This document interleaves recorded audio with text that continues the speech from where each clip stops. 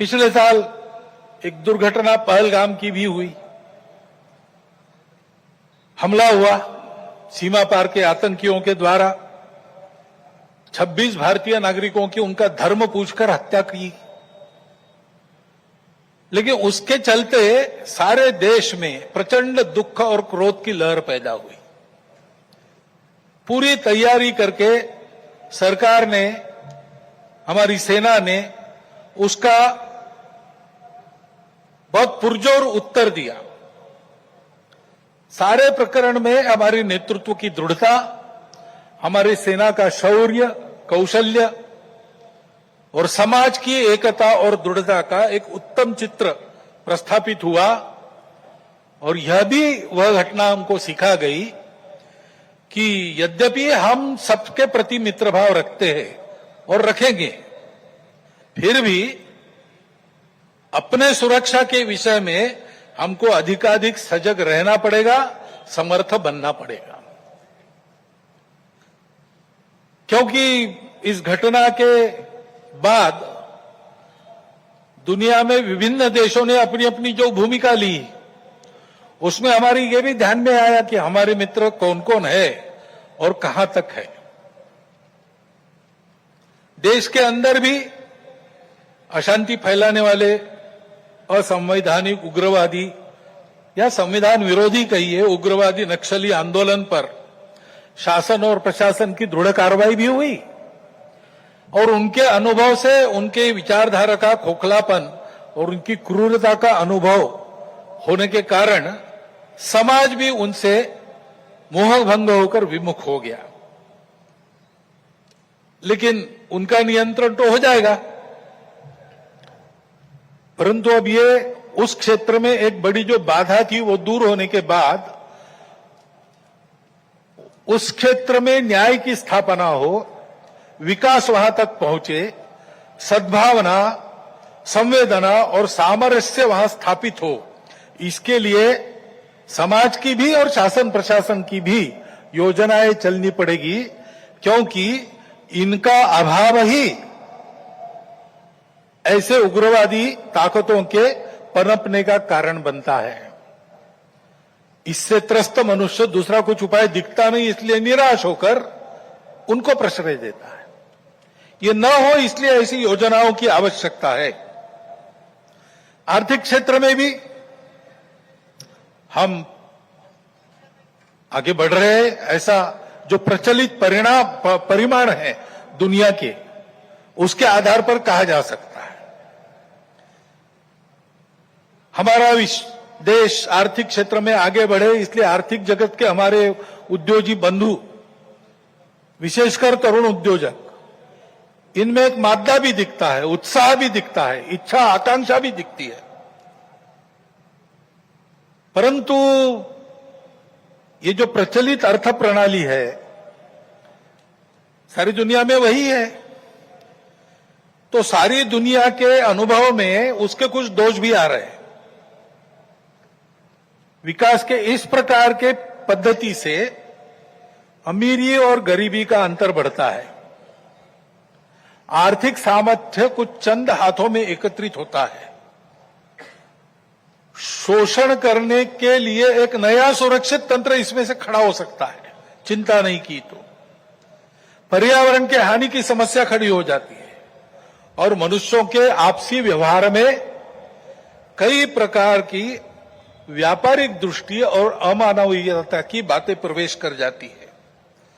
इन दोषों की बाधा हमें नहीं होनी चाहिए, इसलिए भी कि अभी हाल में अमेरिका ने जो नई टैरिफ नीति अपनाई, उनके अपने हित के लिए अपनाई होगी, लेकिन उसकी मार तो सभी पर पड़ रही है। इसलिए ये सारा परिदृश्य अथवा ये सारी प्रचलित पद्धति उस पर हम निर्भर हो जाए ऐसी नहीं है। विश्व का जीवन परस्पर निर्भरता से ही चलता है। राष्ट्रों में आपस में सब प्रकार के संबंध होने पड़ते हैं। अकेला राष्ट्र अलगाव में, आइसोलेशन में जी नहीं सकता। परंतु ये निर्भरता मजबूरी में न बदल जाए, क्योंकि वो कब बदलेगी, कैसे बदलेगी, उसका कोई पता नहीं। और इसलिए इस निर्भरता को मानते हुए, विश्व जीवन की एकता को मानते हुए, हमको इसको मजबूरी न बनाते हुए जीना अगर है तो स्वदेशी और स्वावलंबन का कोई परिणाम नहीं, कोई पर्याय नहीं। हमको आत्मनिर्भर होना पड़ेगा, स्वावलंबी जीवन जीना पड़ेगा, स्वदेशी का उपयोग करना पड़ेगा, और फिर भी अंतर्राष्ट्रीय संबंधों का सब प्रकार के, राजनयिक हो, आर्थिक हो, व्यापारिक हो, इन सबका जतन हमको करना पड़ेगा। लेकिन उसमें मजबूरी नहीं होगी, हमारी अपनी इच्छा होगी, हमारा अपना सद्भाव होगा, ऐसा हमको बनना पड़ेगा। स्वार्थी ताकतों को अपने खेल खेलने का मौका मिलता है, और इसलिए हमारे पड़ोसी देशों में जो उथल पुथल हो रही, ये हमारे ही देश है, वे हमसे दूर नहीं है। कुछ वर्ष पूर्व भारत ही थे, हमारे अपने हैं। उनमें इस प्रकार की अस्थिरता उत्पन्न होना, ये हमारे लिए, हम केवल उनके पड़ोसी है इसलिए नहीं, वो सब हमारे अपने देश है, इसलिए चिंता का विषय है। हितरक्षण से भी ज्यादा ये जो हमारा आत्मीयता का संबंध है, अपनेपन का संबंध है, उसके चलते ये चिंता होती है। परिस्थितियां ऐसी है, जैसा मैंने कहा, दोनों प्रकार है। सुखदायक रूप बहुत दिखता है, सुख सुविधा बढ़ी, मनुष्य के ज्ञान की, विज्ञान की प्रगति हुई, व्यवस्थाएं आरामदायक बनी, राष्ट्र पास आए, माध्यमों के जरिए भी और आर्थिक लेन देन के जरिए भी। परंतु इस परिवर्तन की, विज्ञान और तकनीकी की गति इतनी ज्यादा है कि मनुष्यों की गति का बदलने की और उसका तालमेल नहीं बैठ रहा है। इसलिए भी मनुष्य जीवन में कई प्रकार की समस्याएं, युद्ध, अन्य छोटे बड़े कलह, ये तो सब चल ही रहे। प्रकृति के उग्र प्रकोप को हम अनुभव कर रहे हैं, लेकिन परिवारों में भी टूटन आ रही है। नागरिक जीवन में बढ़ता हुआ अनाचार, अत्याचार दिखाई देता है। इसके शमन के, इसके उपाय चलते हैं, प्रयास हुए हैं, परंतु इसका पूर्ण निदान होने में वो असफल हो गए। और उसके ऊपर अस्वस्थता, कलह, हिंसा को बढ़ाते हुए विश्व में सब प्रकार की परंपरा, मांगल्य, संस्कृति, श्रद्धा, इसका संपूर्ण विनाश ही आगे परिवर्तन लाएगा।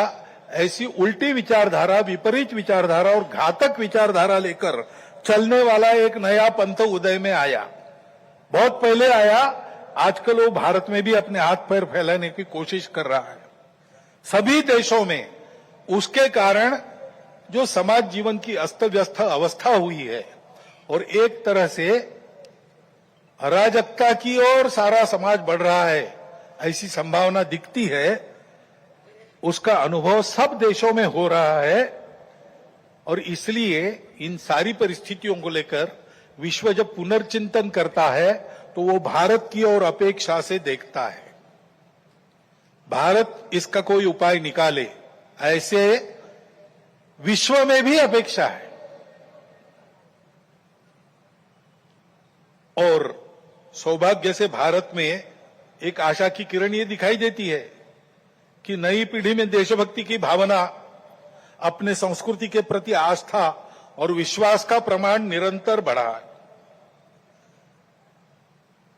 संघ के स्वयंसेवकों सहित समाज के व्यक्ति और समाज की संस्थाएं अभावग्रस्त वर्गों की निस्वार्थ सेवा करने के लिए अधिकाधिक आगे आ रहे हैं। समाज स्वयं को सक्षम अनुभव करता है और इसलिए कई बातों में सरकार के पहले पहल करके अपने सामने की समस्याओं का खुद ही निदान करने में यशस्वी हो रहा है। यह भी एक अच्छा लक्षण है। और इसलिए ऐसे सब कार्यों में समाज का सहयोग संघ भी अनुभव करता है, अन्य ऐसे काम करने वाले संगठन और व्यक्ति भी अनुभव करते हैं। प्रत्यक्ष सहयोग और सहभाग इसकी इच्छा समाज में बढ़ रही है और बुद्धिजीवियों में भी अपने देश के हमारा कोई स्वतंत्र अलग ऐसा कोई प्रतिमान, ऐसा कोई मॉडल हो सकता है क्या, इसकी खोज करनी चाहिए, ऐसा चिंतन बढ़ रहा है। क्योंकि भारतीय चिंतन दृष्टि एक विशेष है। हमारे प्रमुख अतिथि महोदय ने जितने नाम लिए उन सहित स्वामी विवेकानंद से लेकर तो महात्मा गांधी जी, दीनदयाल उपाध्याय, राम मनोहर लोहिया जी तक, इन सब लोगों ने इस प्रकार की दृष्टि को सामने रखते हुए कुछ चिंतन दिया है। उसकी तफसील उसके अलग अलग होंगे, परंतु उसकी दिशा एक ही है। आधुनिक विश्व के पास जो दृष्टि है वो गलत नहीं है, लेकिन अधूरी अवश्य है। मानव का भौतिक विकास होता है, नैतिक विकास की ओर ध्यान नहीं रहता है। विकास होता है, पर्यावरण की ओर ध्यान नहीं रहता। विकास होता है, कुछ लोगों का होता है, कुछ का नहीं होता। आज अमेरिका का जीवन विकसित माना जाता है, उसको आदर्श मानकर हम चले भारत के लोग, और हमने चाहा कि भारत अमेरिका जैसा जीवन जिए। तो कुछ अभ्यासक कहते हैं हिसाब करके ऐसा जीवन जीने के लिए और 5 पृथ्वियों की आवश्यकता लगेगी। ये विकास कैसे होगा? ये हो नहीं सकता। प्रगति के साथ साथ इसी के कारण नई नई समस्याओं को हम झेल रहे, जो प्राण संकट बन रही है। दृष्टि का अधूरापन ही इसके लिए कारण है। हमारी दृष्टि है, हमारी दृष्टि भौतिक विकास के साथ साथ मन, बुद्धि और आध्यात्मिकता का विकास कर सकती है, करती है। व्यक्ति के साथ साथ मानव समूह और सृष्टि का भी विकास साधने वाली हमारी दृष्टि है। मनुष्य की आवश्यकताओं, इच्छाओं के अनुरूप आर्थिक स्थिति, इच्छा पूर्ति हो सबकी, ऐसी व्यवस्था, उसके साथ साथ ही समूह के प्रति और सृष्टि के प्रति कर्तव्य बुद्धि और अपनेपन का साक्षात्कार व्यक्तियों में जगाने की शक्ति हमारी इस दृष्टि में है। सहस्रों वर्षों तक विश्व में इस दृष्टि के आधार पर हमने एक सुंदर, समृद्ध, शांतिपूर्ण, परस्पर संबंधों को पहचानने वाला और मनुष्य और सृष्टि का, मनुष्य और समूह का सहयोगी जीवन ऐसे प्रस्थापित किया था। आज विश्व के आवश्यकताओं की पूर्ति करते हुए उनकी समस्याओं का निराश करने का शाश्वत निदान देने वाली एक नई रचना को विश्व आवश्यक मान रहा है, भारत से अपेक्षा कर रहे हैं, और नियति शायद यही कार्य हम भारतवासियों से चाहती है कि हम अपने उदाहरण से विश्व को एक नया ऐसा रास्ता दें। संघ 100 साल से ये सारा चिंतन, इन सब महापुरुषों का चिंतन लेकर, संघ का चिंतन नया नहीं है, वो अपनी दृष्टि के आधार पर अपने यहां परंपरा से चलने वाला आज तक आया हुआ यहां तक चिंतन है। उस चिंतन को लेकर संघ 100 साल से काम कर रहा है। समाज जीवन के विभिन्न आयामों में, संगठनों में, संस्थाओं में, स्थानीय स्तर पर भी, व्यक्तिगत पहल से भी स्वयंसेवक सक्रिय है। समाज जीवन में सक्रिय ऐसे अनेक सज्जनों के साथ भी सहयोग और संवाद स्वयंसेवकों का चलते रहता है। इन सबका जो संकलित अनुभव है, उसके आधार पर संघ का कुछ चिंतन है। वो चिंतन आज के कार्यक्रम में आपके सामने रखना, ये मेरे भाषण का प्रमुख उद्देश्य है। पहली बात है कि विश्व की व्यवस्था में परिवर्तन तो आवश्यक है, विनाश टालना है तो अनिवार्य है, परंतु हम एक विपरीत व्यवस्था में इतने आगे बढ़ गए, सारी दुनिया आगे चली गई, हम भी आगे चले गए। अब एकदम अगर पीछे मुड़ेंगे तो गाड़ी उलट जाएगी। इसलिए इस गति से आगे बढ़ते बढ़ते हुए धीरे धीरे छोटे छोटे कदमों से हमको मुड़ना पड़ेगा, एक लंबा मोड़ लेके पीछे आना पड़ेगा। देशकाल परिस्थिति का ध्यान रखते हुए हम अपनी समग्र और एकात्म दृष्टि के आधार पर अपना स्वयं का विकास पथ बनाकर विश्व के सामने एक यशस्वी उदाहरण रखेंगे, तब इस व्यवस्था का परिवर्तन प्रारंभ होगा। अर्थ और काम के पीछे अंधी होकर भाग रही दुनिया को धर्म की दृष्टि देनी पड़ेगी। वो धर्म पूजा नहीं है, वर्शिप्स नहीं है, वो धर्म खान पान रीति रिवाज नहीं है, वो धर्म इसके परे सबको जोड़ने वाला, सबको उन्नत करने वाला, सबको साथ लेकर चलने वाला, प्रजा की सृष्टि की धारणा करने वाला धर्म है। उस धर्म का मार्ग हमको अपने उदाहरण से विश्व को देना पड़ेगा। भारतवर्ष को ऐसा होना ही पड़ेगा, ऐसे संघ मानता है 100 साल के अनुभव के बाद। अब संपूर्ण देश को ऐसा खड़ा करना है, लेकिन व्यवस्था है उसको नहीं बना सकती। व्यवस्था बनाने वाला मनुष्य होता है, समाज होता है। वो जैसा है वैसी व्यवस्था बनाएगा। कहते हैं प्रजातंत्र में अंग्रेजी में एक वाक्य, people get the government they deserve. तो ये नहीं है कि सारा कुछ जिम्मा उन पर है, उनकी समीक्षा करके स्तुतियां, उनकी निंदा हम करते रहे, ऐसा नहीं होता है।